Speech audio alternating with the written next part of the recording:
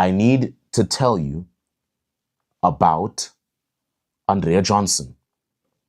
This one is actually big. The Madlanga Commission has been uncomfortably touching very close to the EFF Son Associates, and somewhere in that web, Andrea Johnson happens to be part of it all. Are you thinking of a specific document, perhaps? I'm just perusing. I'm not rushing you, but yes, I'm trying to peruse through the chart sheet to at least refresh my memory. Okay, please go ahead. That is how funds were looted, out of accounts where the funds are within a covert environment. So motivations would be put in for access of that money. You are being, if I may come in, no. You are being grossly unfair to Mrs. Mukweli. Now you are attributing conduct of persons she has no knowledge of to her in the future, no how. And you are saying you accept that she may be required to access those funds in the course of execution of her job. But the impression you create here at this 25.3 is that she would do so to loot. So that apology that I think you sought to extend to her, you might as well take it back. You are seriously impugning her credibility, and we're trying to find the basis on which you say she was going to loot. It's not new that for the first time today you are making this allegation. The memos, the draft charge sheet, and all the documents, this was exactly the issue. And I say this for my part, I have no sympathy for people who loot state funds. And if there are people, whether they are generals or not, who are involved in the looting of the secret account or whatever it is, I have zero sympathy for them. But this case, as Commissioner Baloyi said yesterday, is a serious abuse of power by IDAC to target a civilian. And that's what I have a problem with. You see, I've said this before, blah, blah, blah. She's the investigating directorate against corruption. You know, she's the head of that, the IDAC, which is meant to be South Africa's premier anti-corruption body, operating under the authority of the National Prosecuting Authority. She spent the last week testifying before the Madlanga Commission of Inquiry, which is examining criminality, political interference, and corruption inside the criminal justice system.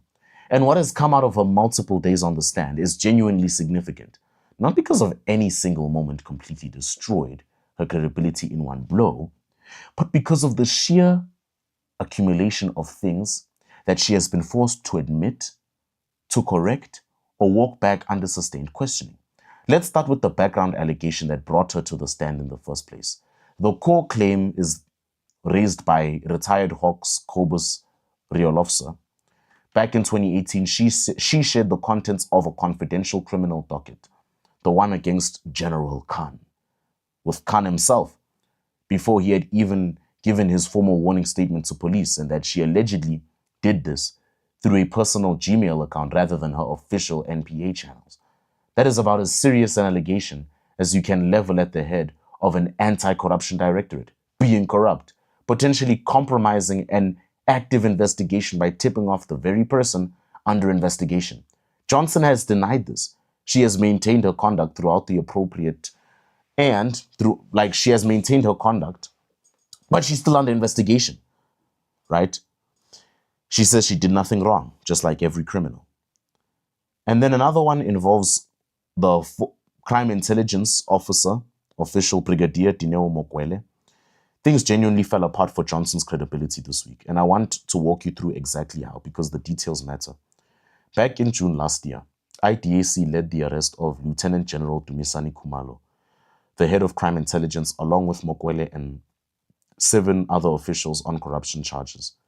Central to that case was the allegation that Mokwele was fundamentally unqualified for the senior technical post she had been appointed to inside Crime Intelligence Technical Support Services Division, and that her appointment was effectively a token placement designed to help capture the unit for factional purposes, right, for their own benefit. And in her sworn affidavit filed before the commission, she said, what? I would never do that. Me? Come on, I'm Andrea Johnson. Why would I do that? Yes, Andrea Johnson. Why would you do that?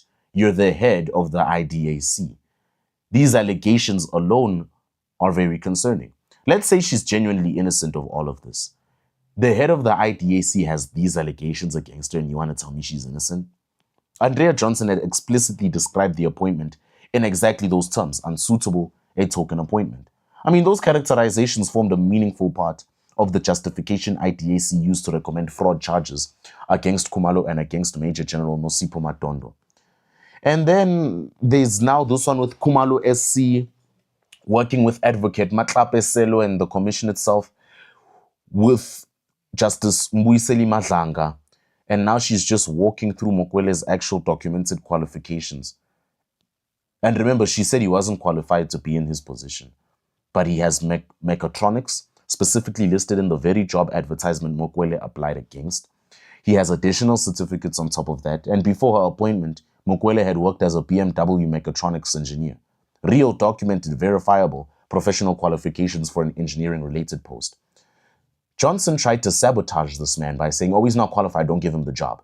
Because he's trying to stop our faction from doing whatever we want in this company, in this business.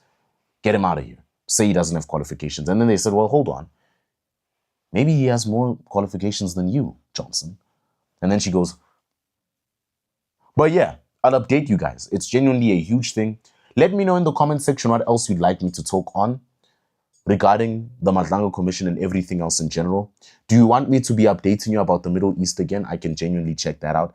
I was just sick of seeing like kids' guts spilled out and everything. What's going on in Gaza is terrible, guys. But yeah, see you next time.